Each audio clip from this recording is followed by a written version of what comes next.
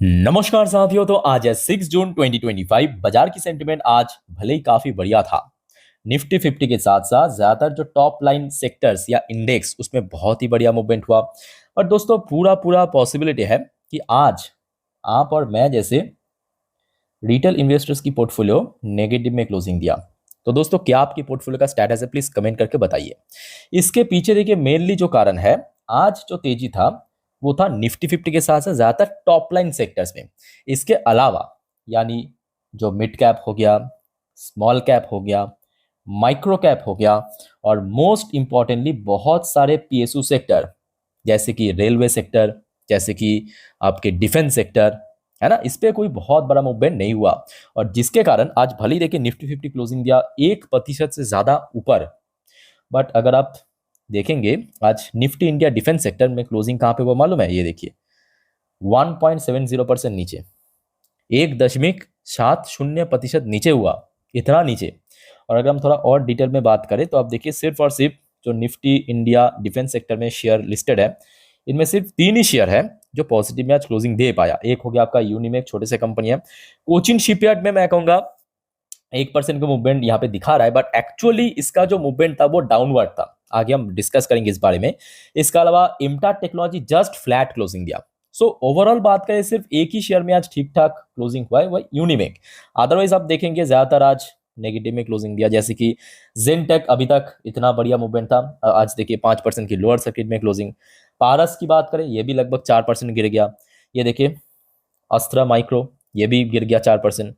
जीआरएसी अभी तक चल रहा था, 4% स्लिप कर गया। डीसीएक्स इंडिया अनदर 3-3.5% गिर गया, है ना। सो देखिए इसके पीछे रीजन क्या है। अब देखिए इतने सारे शेयर्स को लेके इस वीडियो में चर्चा नहीं करेंगे। हम इस वीडियो में पिक करें सिर्फ 3 कंपनी जो बेसिकली मेरीन प्रोडक्ट मैन्युफैक्चर करता है। मझगांव डॉक हो गया, गार्डन रीच हो गया, या कोचिन हो गया। देखिए इसके पीछे मेनली 2 कारण है, मेरे बात को ध्यान से समझना। आज जो डिफेंस सेक्टर में गिरावट हुआ स्पेसिफिकली इतना ज्यादा, क्योंकि 1.70% की गिरावट दोस्तों को छोटा मोटा गिरावट नहीं है। इसके पीछे मेनली 2 कारण है।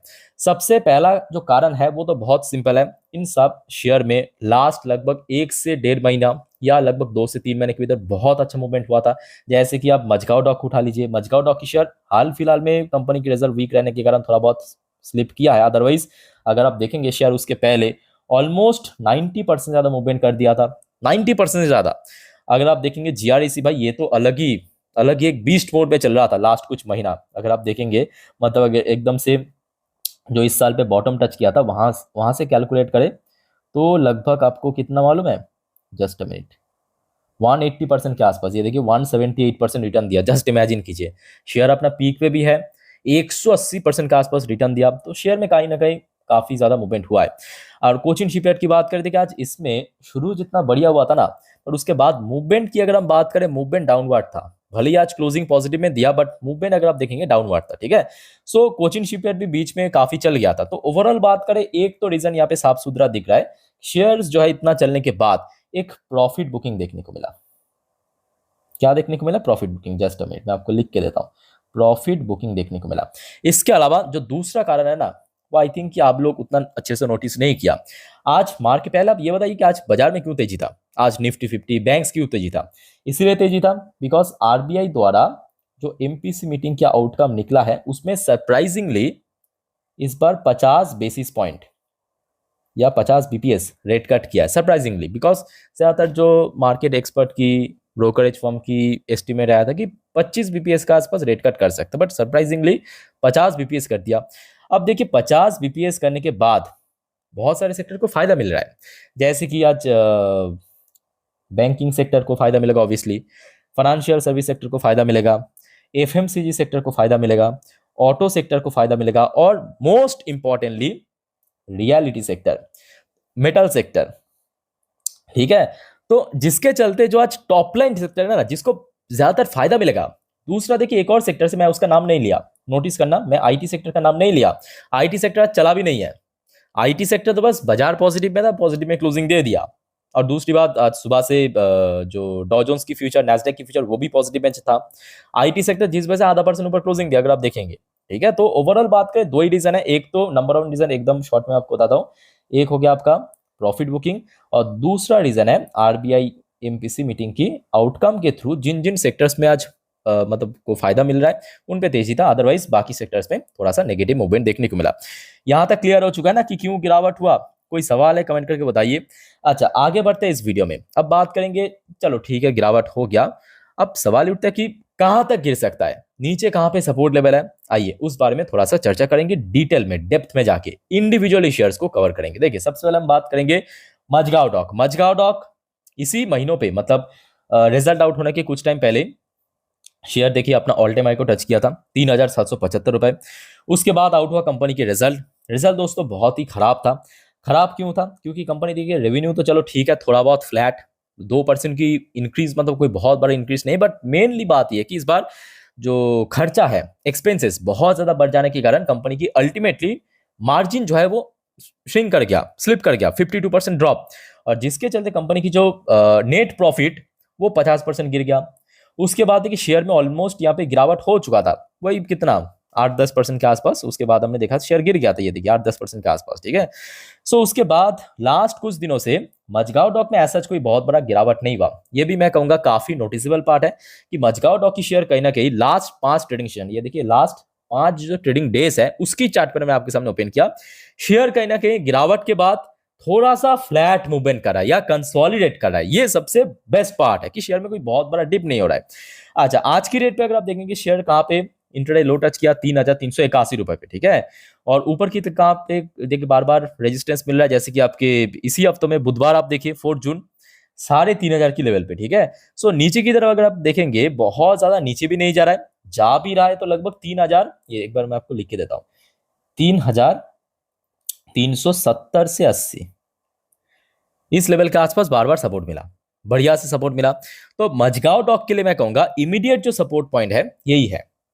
हाँ, अगर इन केस और ज्यादा स्लिप कर गया इस लेवल को क्रॉस करते हुए तो लगभग आपका जो सपोर्ट पॉइंट नीचे और शिफ्ट होके 3,000 से लेके 3,100 इस लेवल पे पहुंच जाएगा, ठीक है। सो ये यहां तक गिर सकता है इन केस अगर इमीडिएट जो सपोर्ट लेवल है उसको क्रॉस करके नीचे आ गया तो।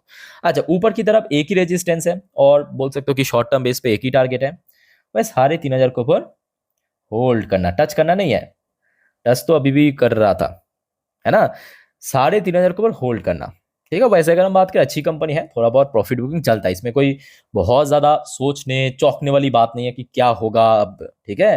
अच्छा, जीआरएसी की बात करें, सरप्राइजिंगली जीआरएसी की शेयर एक महीनों के अंदर अगर हम बॉटम से लेकर टॉप तक कैलकुलेट करें 90% ज्यादा रिटर्न दिया, तो आप समझ सकते हो कि शेयर्स की जो आरएसआई इंडेक्स है, आरएसआई इंडेक्स वो ओवरबॉट सॉरी गलती से बोल दिया, हाईली ओवरबॉट जोन चल रहा था, हाईली ओवरबॉट जोन पे। आरएसआई इंडेक्स आई थिंक आप लोगों ने भी नोटिस किया होगा, ऑलमोस्ट 85 प्लस में चल रहा था, 85 प्लस, 70 क्रॉस कर जाने के हम कहते हैं ओवरबॉट में है, और ये हाईली ओवरबॉट में चल रहा था, 85 प्लस में चल रहा था आरएसआई। तो ऑब्वियसली बहुत ही अनस्टेबल पोजीशन में था, प्रॉफिट बुकिंग होना चाहिए था, जो कि आज हमें लगभग 4% गिरावट के साथ देखने को मिल गया।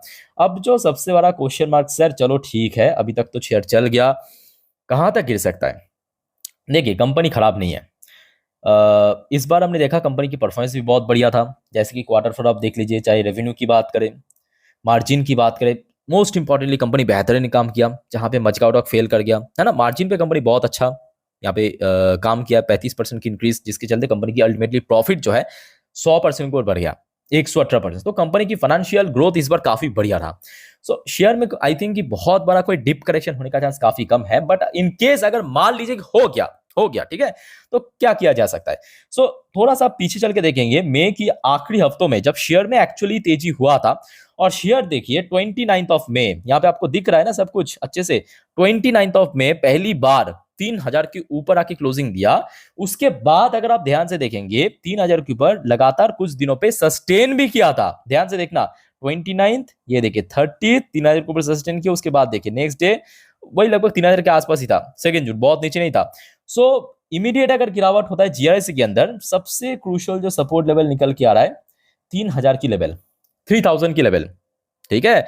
सो ये दोस्तों हो गया जीआरएसी के लिए सपोर्ट लेवल। इन केस अगर 3,000 को क्रॉस करके या ब्रेक करके नीचे आ गया ना, तो थोड़ा सा नीचे जाने का उम्मीद है, ज्यादा नहीं, लगभग 250-300 पॉइंट मान लीजिए, ठीक है। बट अब देखिए भारत के चारों तरफ चैलेंज ही चैलेंज है, लगातार हमने देखा। अब लास्ट डे न्यूज की आप देखिए, नाटो ने अपना डिफेंस बजट इंक्रीज कर रहा है, भारत ने भी अपने डिफेंस में स्पेंडिंग बढ़ा रहा है, है ना। सो देखिए डिमांड तो बहुत अच्छा है, तो आई थिंक कि देखिए शॉर्ट टर्म में अगर गिरावट हो भी गया, बट लॉन्ग टर्म इन्वेस्टर्स को आई थिंक कि कोई बहुत बड़ा फर्क पड़ने वाला नहीं है। सिंपल बात। इस वजह से आपको बार बार कहता हूं कि देखिए लॉन्ग टर्म इन्वेस्टर्स बनिए, लॉन्ग टर्म की विजन रख, because it's a long term game ultimately. अच्छा, कोचिन शिपयार्ड की बात करें, कोचिन शिपयार्ड आज शुरू में 2,500 पे पहुंच जरूर गया था, बट मूवमेंट डाउनवर्ड था और क्लोजिंग दिया इतना नीचे। बट ये बात भी सही है कि कोचिन भी लास्ट एक महीनों पे हो सकता है कि जीआरएसी की तरह या मजगांव डॉक की तरह उतना बढ़िया चला नहीं है, बट फिर भी 64% की दोस्तों मूवमेंट देना ये आम बात भी नहीं है। 64% की मूवमेंट देने के साथ साथ कोचिन शिपयार्ड की शेयर भी RSI index wise overbought zone cross कर गया था, तो इसमें भी प्रॉफिट बुकिंग होना चाहिए था, प्रॉफिट बुकिंग हुआ है। अब जो सवाल ये था कि कहाँ, बट मुझे नहीं लगता कि देखिए कोचिन शिपयार्ड में बहुत कोई डिप करेक्शन होगा, बिकॉज जहाँ पे आपके जीआरएसी मजगांव डॉक इसी साल अपना ऑल टाइम हाई को टच किया था, मतलब न्यू हाई टच किया, बट कोचिन शिपयार्ड बेचारा उतना भी टच नहीं कर पाया। तो आई थिंक कि कोचिन शिपयार्ड में अभी भी दमखम बाकी है या पोटेंशियल है, या अपने एटलीस्ट पुराने जो ऑल टाइम हाई वहां तक पहुंच सके 3,000 के आसपास, जो कि लास्ट टाइम टच किया था लास्ट ईयर जुलाई के महीने पे, आई थिंक आपको याद होगा, है ना। सो कोचिन शिपयार्ड के अंदर मेरे हिसाब से इमीडिएट अगर करेक्शन हुआ, बहुत नीचे जाने का चांस काफी कम है। अगर पहुंच भी गया तो लगभग यहाँ पे 2,250, ये सबसे क्रूशियल लेवल याद रखना। और ऊपर की तरफ जो इमीडिएट रेजिस्टेंस है वो 2,500 की लेवल, जहां पे आज इंट्राडे हाई टच किया एकदम शुरू में, ये देखिए 2,245 पे, ठीक है। सो दोस्तों मैं आपको चार्ट पैटर्न को बेस करके अच्छे से एक्सप्लेन कर दिया कि क्यों आज गिरावट हुआ है डिफेंस सेक्टर में खास करके, और कहां तक गिर सकता है। और दोस्तों आपका कोई क्वेरीज है कमेंट करके बताइए। बाय द वे नेक्स्ट हम वीडियोस में भी बहुत सारे इंपॉर्टेंट टॉपिक को हम चर्चा करेंगे, so stay connected with channel को सब्सक्राइब करके रखिए। मिलते हैं नेक्स्ट वीडियो में, तब तक के लिए टेक केयर, बाय बाय, जय हिंद।